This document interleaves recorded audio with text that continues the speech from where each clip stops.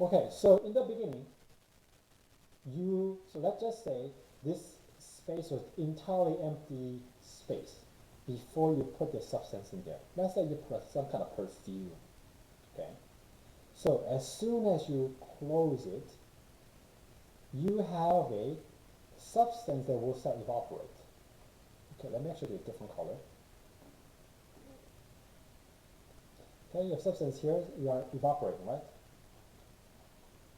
Is it only evaporating that's happening here?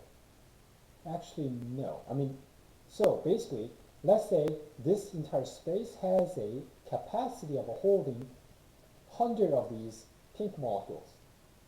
Okay, so initially it's a 0.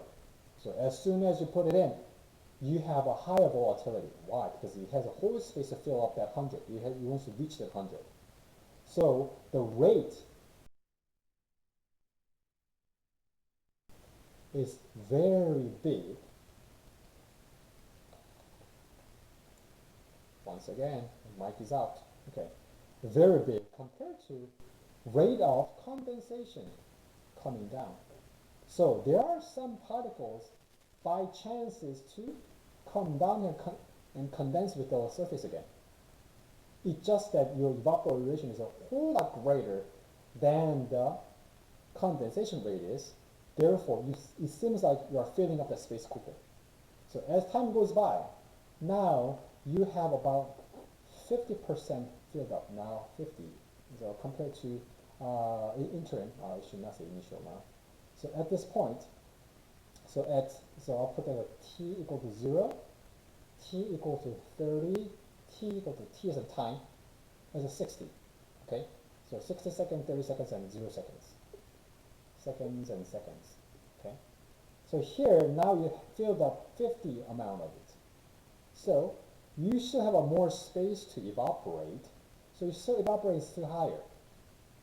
So evaporation rate is still higher because you still have to fill up that, but not as high as what it was. Why? Because now you have some other molecule condensing it. Because now more stuff is up here. More stuff up here has a higher chance to go back down again, back into that whole liquid water. So your evaporation rate is high, still up there, yet your condensation rate is actually becoming more greater than before by chances, because more stuff is up here. Now when you are at the time at the peak, so now you have all 100 molecules filled up, are we stop evaporating? No.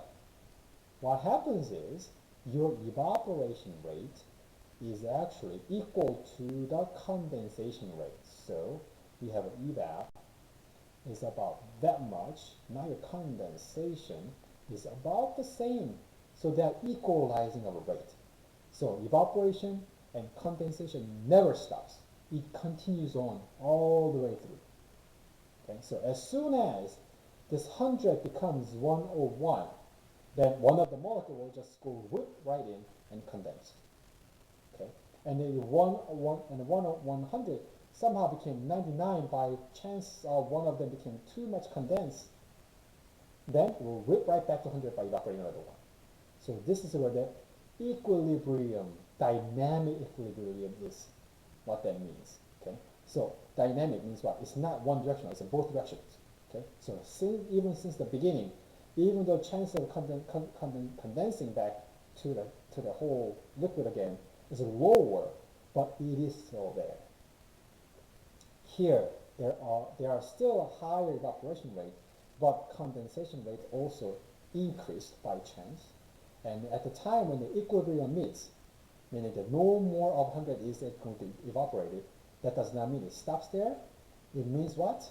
As much as more is evaporated, that much will be condensed back to it. Okay?